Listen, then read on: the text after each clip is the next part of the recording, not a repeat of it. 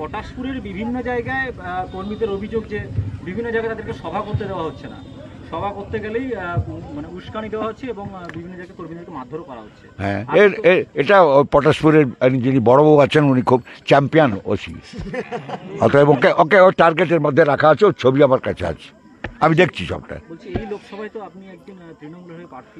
একদিন কোথায়, 15 বছর এসব মানুষ দুহাত তুলে অন্ধকারে ছাপ দিয়েছে আমাকে, আমি এদের কাছে চিনিনি, আমার পরিবার নিনি। আমার আজকে তো মানুষের কাছে আমাদের প্রণাম শ্রদ্ধা নমস্কার জানাবার দিন, আমি জানাচ্ছি। আর এই মহাপাপ করেছিলাম যে পার্টি, সে পার্টি থেকে আর ভোট দিতে না বলে ভারতীয় জনতা পার্টিকে ভোট দেওয়ার জন্য আমি দন্তে তৃণধারণ করে ক্ষমা চাইছি। দয়া করে ভোটটা মোদিজিকে ভোট দিন। তৃণমূলের মততেই কিন্তু বিজেপি কর্মীদের বেছে বেছে কেস দেওয়া হচ্ছে, এমনটা অভিযোগ। ওই সব রেখেছি আমরা, হিসাব করে সার্টিফাইড কপি তুলে রাখছি, কেসের খরচ, উকিলের খরচ, কদিনের পানিশমেন্ট, ওর পরিবারের কী কী ক্ষতি সব লিখে রাখছি আমরা। পেনশন দেবো এদের, এবং এই পেনশনটা যারা ওই মিথ্যা কেস করছে আমাদের বিরুদ্ধে, আমাদের লোকের বিরুদ্ধে, তাদের পেনশন বেতন থেকে আদায় হবে।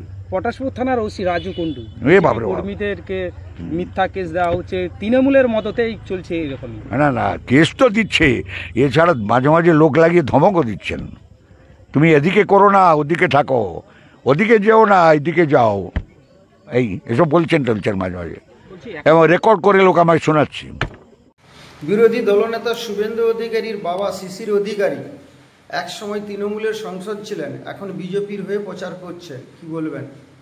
উনি এখন বিজেপি প্রচারে নেবে, মাঠে অনেক কথা বলছেন। উনি বলছেন যে 15 বছর ধরে উনাকে নাকি কুলসিত করাচ্ছে। উনি 15 বছর ধরে তৃণমূলের দলে থেকে, তৃণমূলের পদে থেকে নানানভাবে উনি এবং উনার ছেলে লুটে ফুটে খেয়ে আজকে উনি কি বলছে, আমাকে তৃণমূল দল আমাকে কুলসিত করেছে। আরে বাবু, শিশির বাবু, আপনার যদি এত সৎসাহস থাকতো, আপনি তো তৃণমূলের যখন সাংসদ ছিলেন, সাংসদ পদ থেকে বহিষ্কার হতে পারতেন, বহিষ্কার বলতে পারতেন যে আমি বিজেপিতে আছি। আপনার সেই সৎসাহস কিন্তু ছিল না। আপনি মেয়াদ শেষ করে, আপনার সাংসদ পদে মেয়াদ শেষ করে আপনি সব লুটোপুটে খেয়ে আজকে বলছেন যে আজকে মানুষকে বুঝাচ্ছেন যে আপনারা বিজেপির হয়ে ভোট দিন।